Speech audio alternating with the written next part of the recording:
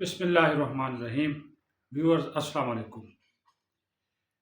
ایران کے نئے supreme leader Mujtaba خامنئی وہ منتخب ہو چکے ہیں اور امریکہ اور اسرائیل ان کے پیچھے ہیں، ان کو قتل کرنا چاہتے ہیں۔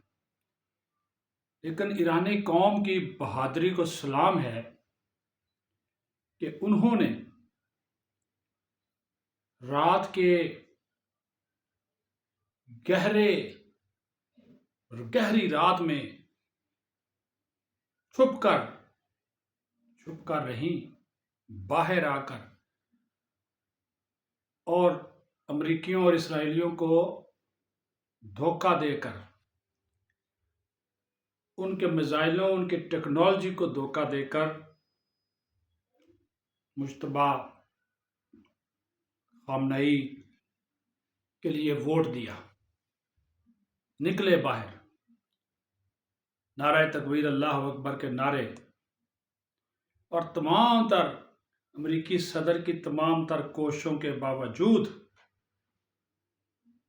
ایران نیا سپریم لیڈر منتخب کرنے میں کامیاب ہو گیا، جس کے اوپر امریکی صدر ڈونلڈ ٹرمپ جوز بوز ہیں، اسرائیلی وزیر اعظم دھمکیاں دے رہے ہیں کہ ان کو نشانہ بنائے گا اور ان کا وہ تعاقب کر رہے ہیں۔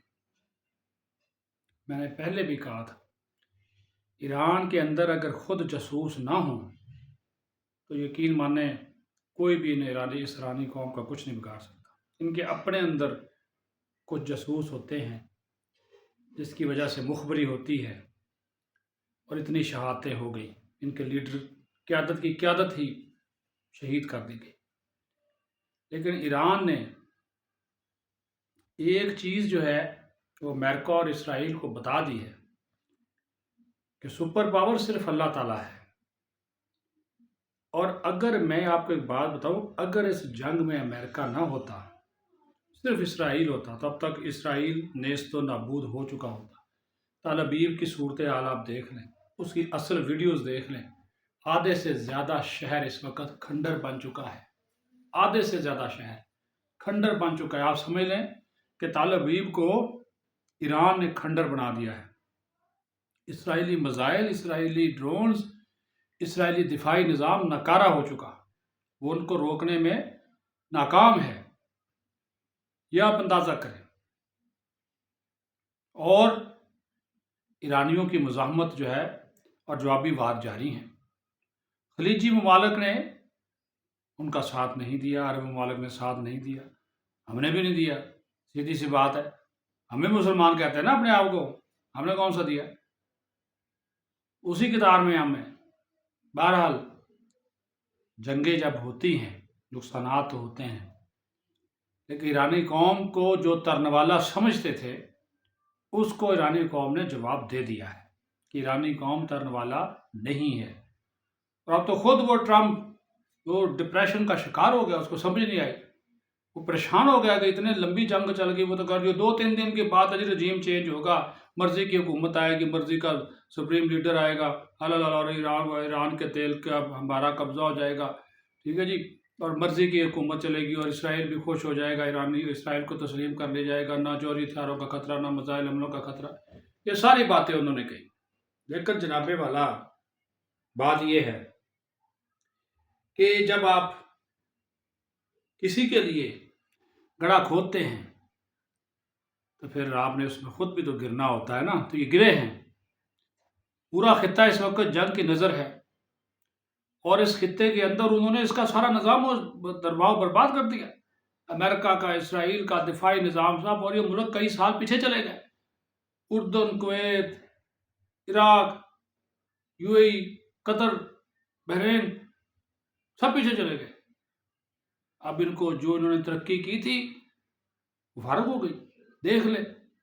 کل بھی میں نے کہا تھا کہ لاکھوں کی تعداد میں لوگ دوڑ رہے اور امریکہ بھی ان کے دفاع کو نہیں آ رہا، چکر دیا اس نے، ان کو دھوکہ دیا۔ پاکستان کی جہاں تک بات ہے، پاکستان کے اوپر بھی اس کے اثرات ہیں، اور آج وزیر اعظم شہباز شریف نے ایک اعلیٰ سطح کا اجلاس چیئر کیا ہے، اور اس اجلاس میں چاروں صوبوں کے وزرائے اعلیٰ بھی ویڈیو لنک پہ موجود تھے۔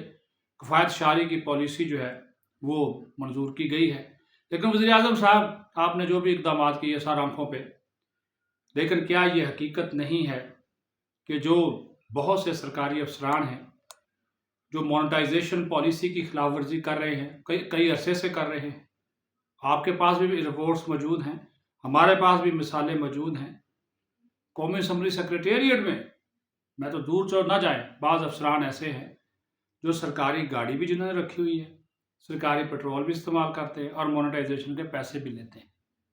اور بتائیں، ٹھیک ہے جی۔ اور اس طرح کہ میں نے صرف قومی اسمبلی کی بات کئی اور وزارتیں، طاقتور لوگ ہیں بھائی، بابو ہیں گریڈ 21-22 کے، اور بتائیں تو وہ جو غلط اور مفت پیٹرول لیتے ہیں، پھر پیٹرول کے پیسے بھی لیتے ہیں۔ حالانکہ مونیٹائزیشن پالیسی یہ تھی کہ اگر آپ گاڑی لیں گے تو پھر آپ کو پیٹرول کے پیسے نہیں ملیں گے، لیکن اگر آپ گاڑی نہیں لیتے تو پھر آپ کو لم سم گاڑی اور پیٹرول استعمال کرنے کا ایک خرچہ دے دیا جائے گا۔ مثال کے طور پر 75,000 روپیہ آپ کو لم سم دے دیا جائے گا، اور گاڑی بھی نہیں ملے گی، پیٹرول بھی ملے گا۔ اور اگر آپ کو گاڑی اور پیٹرول ملنا ہے تو پھر وہ آپ 75,000 سرنڈر کریں گے۔ یہاں پہ 75,000 بھی لیا جا رہا ہے اور گاڑی اور پیٹرول بھی لیا جا رہا ہے، اور یہ ہو رہا ہے مختلف وزارتوں اور ڈویژنوں میں ہو رہا ہے۔ وزیر اعظم صاحب اس طرف توجہ دیں، اس طرف توجہ دیں کہ غریب آدمی کو آپ کیا کر رہے ہیں؟ چلے جی، آپ نے آج اعلان کر دیا جی وفاقی کابینہ کے اراکین اپنی 2 ماہ کی تنخواہ نہیں لیں گے، کتنا فرق پڑ جائے گا؟ 5,20,000 تنخواہ ہے، ٹھیک ہے، 40 آپ کے لوگ ہیں، 50 کروڑ لگا لیں، کتنا 2-2.5 کروڑ، 5 کروڑ، 10 کروڑ، کیا فرق پڑے گا؟ اور یہ جو 20% آپ نے اضافہ کر دیا پیٹرول کی قیمتوں میں، تیل کی قیمتوں میں، غریب عوام پہ بوجھ ڈال دیا۔ یا تو پھر بڑے بڑے جتنے بھی ہیں ان کے پیٹرول پہ کٹ لگائے نا۔ یہ سرکاری گاڑیاں جو جس کو 1 الاؤ ہے وہ 4 استعمال کر رہا ہے، جس کو 2 الاؤ ہے اس نے 12 رکھی ہوئی ہیں۔ بعض ایسے عہدیدار ہیں کہ وہ آئینی عہدوں پر موجود ہیں، اور وہ جناب ایک ادھر گاڑی ہے، ایک دوسرے شہر میں، ایک تیسرے شہر میں ہے۔ کیا کہا جائے؟ ہے ایسا، یہ سب کی نظروں۔ پھر سیکیورٹی کے نام کے اوپر جو جناب ایک ڈالا رینجر کا ہے، ایک پولیس کا ہے، ایک آگے اسکواڈ کی گاڑی ہے، چل رہا ہے سلسلہ، کوئی ہے روکنے والا؟ یہ اس پہ پابندی لگائے نا جناب والا۔ راشننگ کریں گے کر لیں جی، راشننگ کریں، پیٹرول کی کریں، کھانے پینے کی اشیاء کی کریں، دفتری اوقات کم کریں گے کر لیں جی، چلیں جی، کیا کتنا فرق پڑ جائے گا؟ یہ جو بھاری بھرکم اخراجات ہیں اس پہ تو کنٹرول کریں۔ یہ جو فرنیچر کی خریداری، گاڑیوں کی خریداری، گاڑیوں سے نام سے یاد آیا، یقین مانیے میں کہنا نہیں چاہتا تھا لیکن ابھی میرے آ گئی، 50 کے قریب گاڑیاں نیشنل اسمبلی کے جو قائمہ کمیٹیوں کے چیئرمین ہیں ان کے لیے خریدی گئی ہیں۔ ہاں، وہ پرانی گاڑیاں انہوں نے پچھلے دنوں نیلام کی، ان کی جگہ پہ نہیں خریدی، حالانکہ نئی گاڑیوں پہ پابندی تھی، لیکن وہ کیا کرے، یہ جو چیئرمین ہیں کمیٹیوں کے، انہوں نے وہ گاڑیاں چلانے سے انکار کر دیا کہ جی کھٹارا ہیں، ٹوٹی پھوٹی ہیں، ہم نہیں لیتے، اور ان کی مرمت پہ اخراجات، وہ قسطوں میں پھر وہ گاڑیاں 50 کے قریب لی گئی ہیں قومی اسمبلی کے قائمہ کمیٹیوں کے چیئرمینوں کے لیے۔ ٹھیک ہے، یہ نہیں ہونا چاہیے، لیکن ہوا ہے، کیا کریں؟ قومی خزانے سے جائے گا نا۔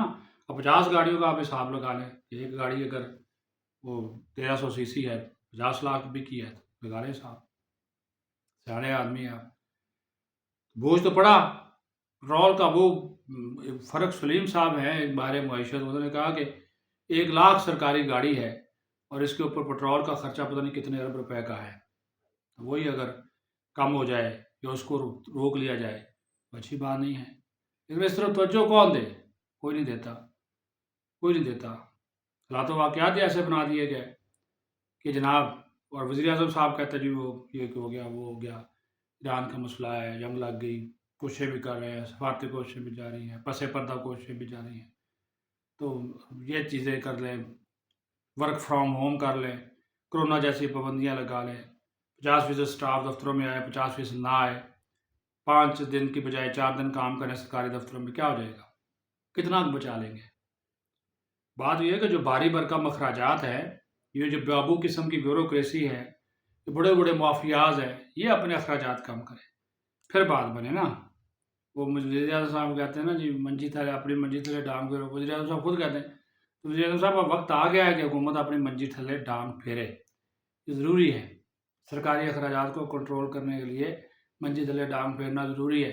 اگر آپ اس منجی تھلے ڈانگ نہیں پھیریں گے تو پھر جناب یہ جو کفایت شہری کے جتنے بھی اقدامات ہیں وہ کوئی اس کا فائدہ کوئی نہیں ہوگا، کوئی فائدہ نہیں ہوگا، کیونکہ یہ آپ اعلان کر دیں گے کچھ تھوڑا بہت عمل درآمد نچلی سطح پہ ہو بھی جائے گا، لیکن جب تک یہ بڑے بڑے مگر بچ ہاتھی نما جو لوگ ہیں، مافیاز ہیں، اس کے اوپر عمل درآمد نہیں کرائیں گے تو پھر تب تک تو کوئی فائدہ جو ہے وہ نہیں ہوگا۔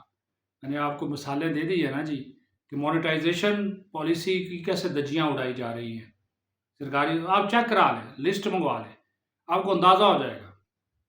میں تو نام بھی نہیں لینا چاہتا لیکن ہمیں معلوم ہے کہ کون کیا کر رہا ہے، لیکن آپ بھی جو وزیر اعظم ہیں آپ آئی بی کی ڈیوٹی لگا دیں، جو آپ کے متحد ادارہ کے کتنے افسران ایسے ہیں سرکاری افسران 20 21 22 گریڈ کے جو مونیٹائزیشن کا بھی فائدہ لے رہے ہیں اور سرکاری گاڑیاں اور پیٹرول بھی استعمال کر رہے ہیں قومی خزانے سے اور مونیٹائزیشن کا توجہ بھی لے رہے ہیں، پتہ کرا لیں آپ کو اندازہ ہو جائے گا۔